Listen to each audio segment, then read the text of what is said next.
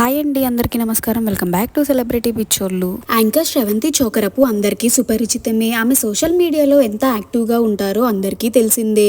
ఎప్పటికప్పుడు తన personal and professional updates ని సోషల్ మీడియాలో పోస్ట్ చేస్తూ ఉంటారు శ్రవంతి. అయితే రీసెంట్ గా వరలక్ష్మి అమ్మవారి పూజ చేసుకున్నారు ఆమె. ఆ పూజకు ఆమె రెడీ అయిన అవుట్ఫిట్ కి సంబంధించిన ఫొటోస్ ని తన సోషల్ మీడియాలో పోస్ట్ చేశారు.